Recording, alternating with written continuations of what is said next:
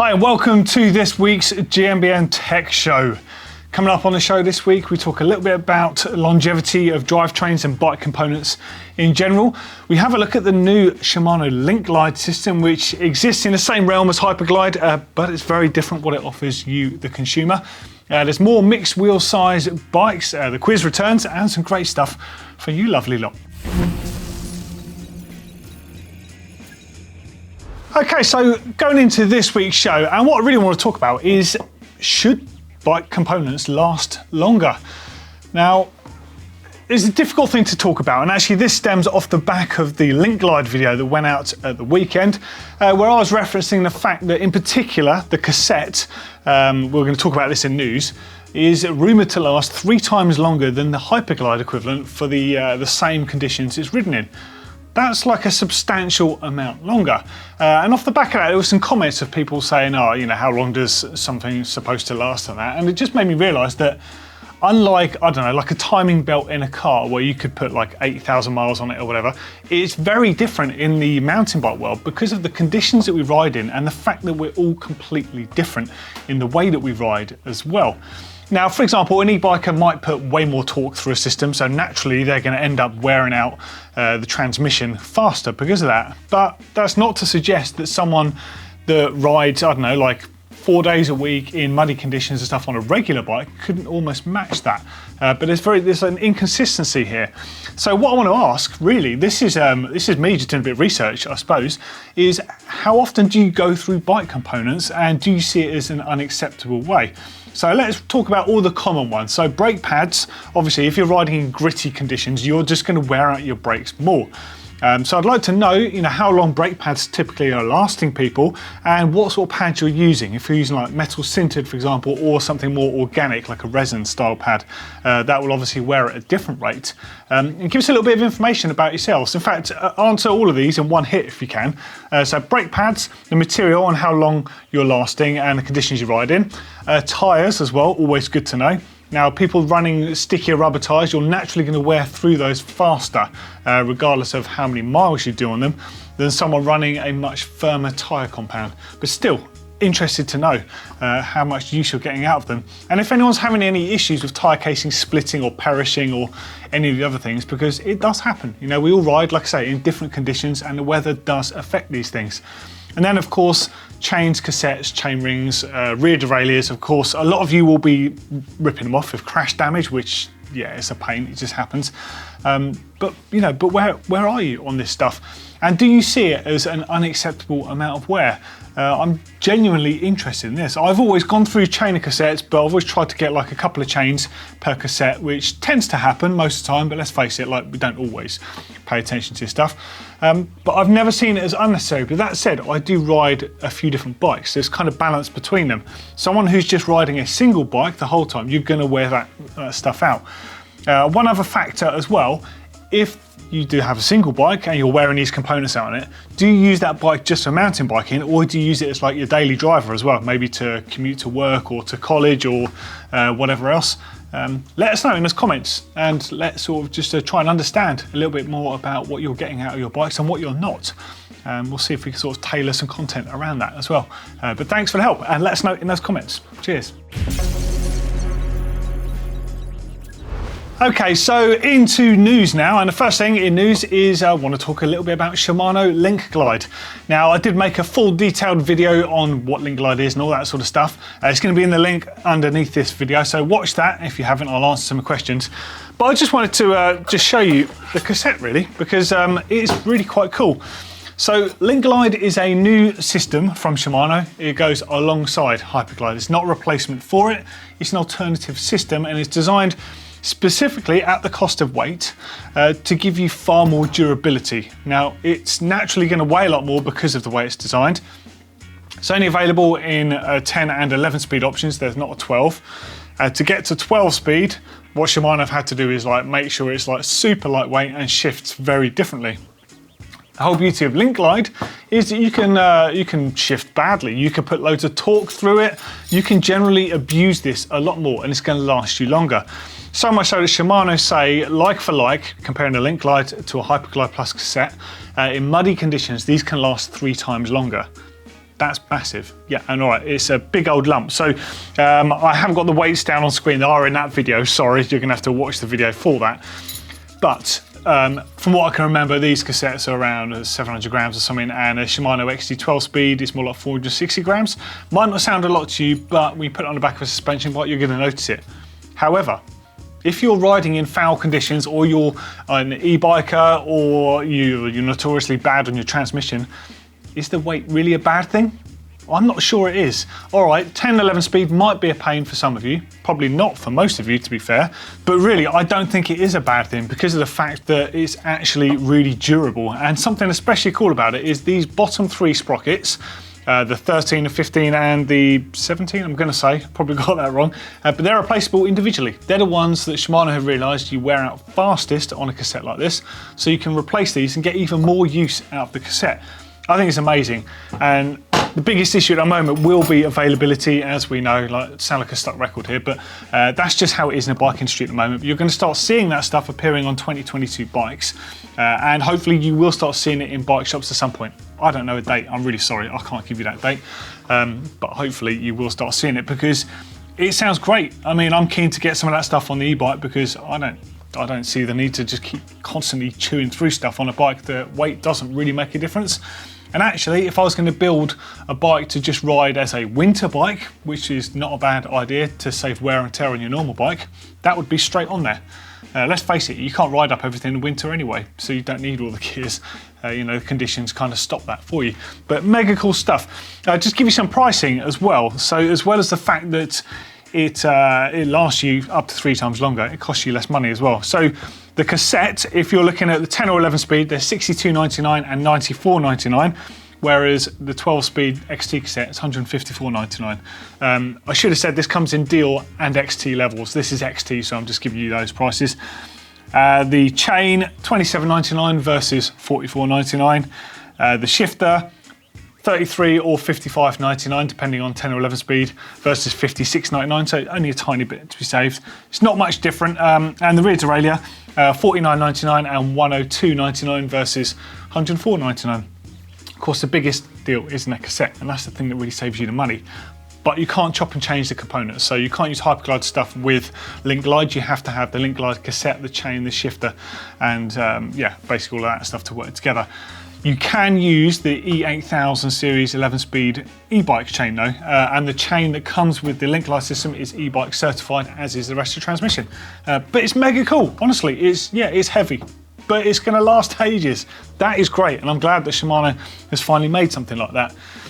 Next up in news, Vitus bikes.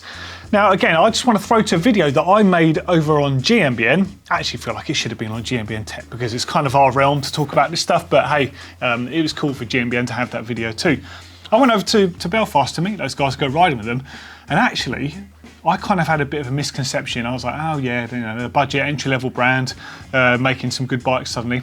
That's actually not what they're about. They're making really, really good bikes, and because they're almost like a direct to consumer model, they save a bunch of money there and you save a bunch of money there. But also they're not focused around having a big race team like some other brands like Trek or Specialized or whoever, and they don't cane all the money on marketing. They're just like making the best bikes they can, and at the moment they've got a campaign that says for real riders, and it actually really represents who they are. I found this out by going riding with them. Literally everyone there is mad about bikes, and it's really good to see reflected in the bikes that they're designing. Super simple looking bikes, really elegant looking paintwork and stuff on them. And here's a few shots of one of the bikes that I rode, and I was blown away. So this one is $3.5 grand, the Escape CRX, the carbon one, 29-inch wheels. Fox factory, Kashima, shock and fork on there, so the top level Grip 2 damper in that fork. Full XT, didn't have like an SLX cassette and chain to save a bit of cash. Full XT 1x12 transmission. DT Swiss hubs on there, decent Maxxis tyres on there. I forget, I think it was Mini and a DHR2 or something on the back. But it was like really good components. It wasn't anything cutting the corners. It's about $3.5 grand. So that's nearly $5 grand's worth of kit on some of the other big player brands out there. That's not to say that you shouldn't buy those other brands, but this is definitely a brand you might want to consider. It's probably going under your radar. But that's it. Have a look at that video. That link is in the description underneath. Okay, next up in news, Nukeproof have the Mega and the Giga as 297 options. So that's 29 on the front and 27.5 on the rear. It's something that I've actually known about for a little while. they did tell me that when they were designing the frames, they wanted that capability because some of the team riders were experimenting with wheel sizes and stuff. But they weren't sure that it was going to be a thing to actually sell because of the fact that it didn't seem necessary to overly complicate everything. But now you can get them. So they've got the team frame. This is it on screen in the bright yellow, which is pretty cool in my eyes. And essentially it means you have the 27.5-inch back end on there. The geometry pretty much stays the same, and you can swap the wheels out to run the 27.5 on the rear and the 29 on the front. Both the Giga and the Mega options there. So if it sounds like the sort of thing that you're into, you can do that. And apparently they're also going to be offering like an MX kit for people who've got existing 290 frames and they want to try the 27.5-inch wheel on the back. So that's pretty cool. I like that. So as you see on screen, so you've got the Mega 297, it retails, the frame this is, 2.5 grand, that's $2,500 or 3,200 euros. And the Giga 297 is 2,600, 2,600 and 3,300 in pound sterling, US dollars and euros respectively there. Pretty cool stuff. I mean, it's not really for me. I like 29-inch wheels front and rear. Some of you might prefer 27s front and rear, but it's another option on the market. So it's not a bad thing, and it also means that you can hop up or hop down to a 27.5-inch rear wheel if that suits your fancy. Next up, actually, it's not even really a mountain bike product, but I just wanted to talk about it. So Muc-Off quite literally are crazy men and women in white coats. They've got a genuine laboratory, they do all that stuff, and they've got lab testing and that. They've got a lube out called Ludicrous AF. Now this is more focused towards performance cycling like road riding. They do say it's used by some mountain bikers, but this will be like XC Pro style races. But I just wanted to talk a bit about it. So there's some shots of it on screen. Now it's technically, I mean, I'm sure there are other very expensive lubes out there like graphene based lubes, but it's one of the world's most expensive lubes. It costs $49.99, that's pound sterling, for 50 millilitres. Yeah, that's like mega expensive. It's like, how can it be so expensive? Is it really that good?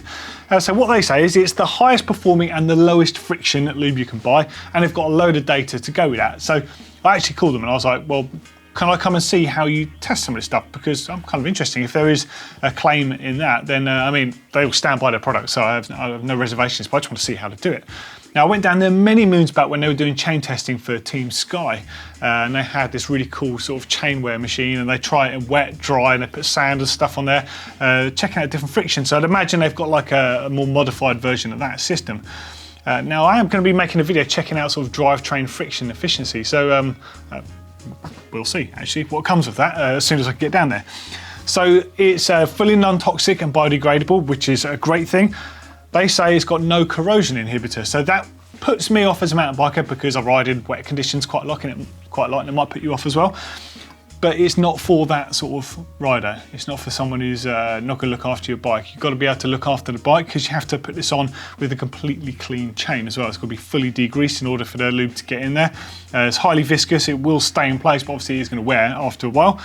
So they test it with the Ineos Grenadiers at the moment, so the road and mountain bike team, because they've got Tom Pidcock on that team. So I don't know if he was using it at the Olympics, but maybe it helped him with his Olympic ride. And they say essentially it's a Formula One of bike lubes, stripped back to the bare essentials. No colouring, no fragrance, no additional corrosion inhibitor, just unique blend of renewable and readily biodegradable ingredients designed to minimise chain friction and wear. I mean, that's a lot of information there. But from what I hear, it is extremely fast on your transmission. So if that's something you want, then maybe it's good.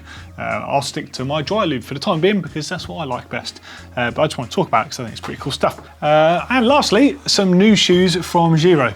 I spotted these on Instagram, but headed over to their website. Normally I'm in touch with those guys, but I didn't hear anything about it. I've got a new flat pedal shoe and they've got a new trail shoe that uses the BOA retention system on there. So the flat pedal shoe first, this is called the Latch.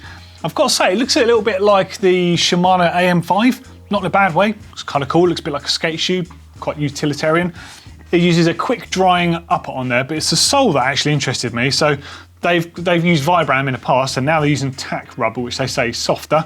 But the interesting thing is it's got a vibration absorbing midsole on them. So what they're talking about is the chatter that you can get on flat pedals. So there's an optimum between having a shoe that's bendy enough that you can feel the pedal, like the old monkey feet sort of thing.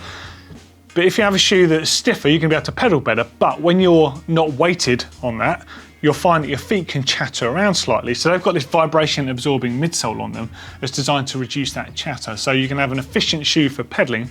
It's got the soft rubber compound that's going to grip. When you're weighted, you're not going anywhere. But when you're sat down, you're slightly less weighted when you're pedaling. When you're going across chattery sort of terrain, apparently your feet will be glued in place.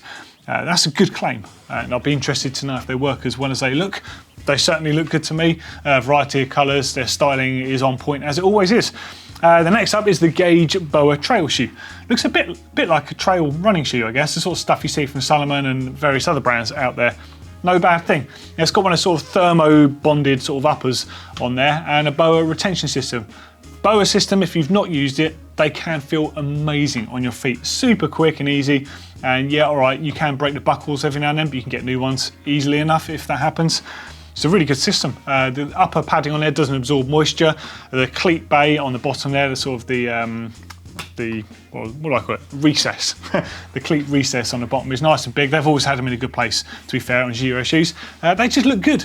I think they're really nice. They've got good subdued colours on them. That's all you need to know, really. Another cool pair of shoes from Giro. Okay, quiz time now. 3 questions coming at you on screen. First question, we know the Boa system is for being a laceless retention system with a dial and a wire, but what does it take its name from? What size wheels did the first mullet style mountain bike use? Next one, how much longer can a Shimano LINKGLIDE cassette last over a Hyperglide option? Their claims anyway. Right, let's dive into what we've got first. And we've got a bike cave this week. Nice. Okay, straight into bike cave. So if you've got a cool place where you keep your bike, where you sort of talk to your bike, if you fix your bike, all that sort of stuff, share it with us. We want to see your garages. We want to see the back of your vans. We want to see anywhere cool that's where you keep all your bike stuff. We love it. Come on, get involved. There's a link right there and there's another one underneath. Now this one looks more like a gym actually, the first one. So this is from, still loading up, come on. Right, so this is from Simon in Belgium, who's got a Kona Process 153, a Trek X Caliber 8 as well, very nice. My bike cave needed some love, so I cleaned it up, took some pictures and thought Doddy would like it. I certainly do, thank you for taking the pictures. I've got a workbench, my tools, a lot of storage. I've also got a small gym in there to keep me in shape in the off season in between trips. As I live in Flanders, where it's flat, I don't get a lot of time on decent trails. Cool place to live though, by all accounts. Yeah, so you've got a proper rack there, looking good. And there we go, there's your bike cave setup. Nicely done. Nice bit of OSB Sterling board on the back there. Bit of a tool board thing going on. Good variety of stuff there. Like it. Nice. Like it though. Lots of good stuff in there. Some cone spanners, got a couple of saws, hacksaw, spirit level. You've got lots of spanners, Allen keys. Yeah, looking good, dude. Nice stuff. Oh, there's loads of space in there, isn't there? Well, you don't really get that from the first image. That's a good shot. And good using the top of the box there to put your wheel on when you're doing stuff, putting a cassette on or whatever it is you're doing. That's nice. Another tip is to lean it against your workbench, like on your waist against a workbench. You can do it. That's how I always used to lace up wheels in the bike shops and stuff when I used to work at. Now, so this is from Rory in Bristol. Okay, my first bedroom after 22 years of sharing with my brother. Wow. When my parents said I could finally have my own room and put a partition in for our front room, I had the idea of making my own bike cave. I love one day to have my own bike shop as work with my family, friends, neighbours and all my bikes all the time. Dude, this is awesome. Good work. Good selection of bikes. I'm loving the lights in there as well. That's sick. And another person making good use of those muck-off mats. So in case you don't know what I'm talking about, Muck-Off make these floor mats and they designed them really for someone who might live in a flat or keep their bike sort of somewhere that's not in a workshop. So when your bike's dirty or maybe you've just washed it and it's dripping, you can put it on the mat. It's not going to damage the carpet. But we see lots of people putting them on surfaces to look cool, to cover stuff up, and I don't know, it's just a bit of cool branding. But it just looks good. Awesome stuff there, guys. Thank you for sending that in. Next up this week, we're going to have a bit of rewind action as well. So if I can just get onto the uploader here. Now the first one says down country or early trail bike. Right, so this one is from Sandy. Where is Sandy? Chamonix. Wow, nice. Unfortunately, I don't own this bike anymore, so the pictures aren't the best, but I built the bike to ride in the UK and some people said I've ruined it with the long travel forks. Right, okay, so it's a Yeti Arc. with a Troy Lee graphics on there, and you've got a Marzocchi bomber on there, Mark 1, so a 4-inch travel fork. So that bike was probably designed around a fork with perhaps 50mm travel rather than 100mm, maybe a little bit more, but either way, a long travel fork on there, so you would have slackened off the seat angle, slackened off the head angle, raised the bottom bracket, all that stuff. So you put downhill bars and stem on there, Azonic PDWs, shorty stem on there. Wheels were Hope cross-country rear and Fatso front on Mavic 521s, nice. XTRV brakes. I then took the bike to Chamonix and rode it for about 5 seasons, semi-lift assisted trail riding rather than park or downhill. I retired it in 2007 when the hubs and cranks died. Do you know what? I think you're probably quite right there. So you said downcountry or early trail bike. Yeah, that's bang on. You've basically just got a capable cross-country frame and made it more capable off-road. Actually, it kind of reminds me of a friend of mine called Jan. Me and him used to just ride everything, and we did the similar sort of stuff. So the shorter stems, well, they weren't that short, but the Azonic shorty stems, high-rise bars on the front, same thing, slightly bigger fork, a bit more travel on the front than you probably should have. We went down to 2 chainrings and then down to 1 chainring as chain guides started coming out as well. And we must have still been on like 7-speed, maybe 8 on the rear, I can't really remember, but not a lot of gears. And we didn't care if we had to push up some hills, we just wanted our bikes to feel cool on the downhill stuff. But yeah, kind of free ride, downcountry, early trail. It's cool, it's a nice old Yeti as well actually, that, and good to see the old Marzoccchis on there. It's such a classic fork. So good, I mean they weighed a ton compared to everything else at the time, but I mean they're full of oil, so it's no surprise. But man, did they work well at the time.